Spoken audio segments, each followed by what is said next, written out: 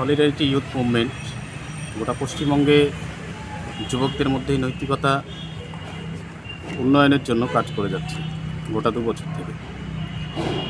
তো কোচবিহার জেলায় আমরা সলিডারিটি ইউথ মুভমেন্টের পক্ষ থেকে কোচবিহার জেলা শাসককে আমরা ডেপুটেশন দিলাম এই বিষয়ের উপর যে আমাদের যুবকদের নৈতিকতার বিনাশের ক্ষেত্রে নেশা একটা বড়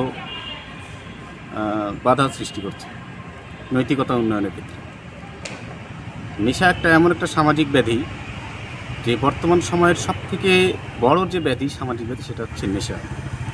পরিবারগুলোকে ধ্বংস করার ক্ষেত্রে, যুবকদের সুন্দর ভবিষ্যৎগুলো ধ্বংস করার ক্ষেত্রে এবং সামাজিক অবস্থানগুলোকে দিন দিন পিছু টানের ক্ষেত্রে নেশার একটা বড় ভূমিকা রয়েছে।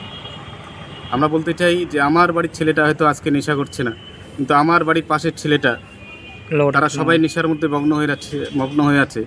আমার ছেলেটা কিন্তু আজকে রাস্তা থেকে বাড়ি থেকে বেরিয়ে তাদের সঙ্গে মিশবে। তো সেই সামাজিক একটা দায়বদ্ধতার অঙ্গীকার নিয়ে আমরা রাস্তায় নেমেছি যে নেশাকে কোচবিহার সহ সমস্ত জেলায় গোটা রাজ্যে বন্ধ করতে হবে। মদের যে লাইসেন্স, ঢালাও লাইসেন্স দিচ্ছে সরকার, সেই লাইসেন্স দেওয়া বন্ধ করতে হবে এবং পুরানো যে লাইসেন্সগুলো রয়েছে সেগুলো বাতিল করতে হবে।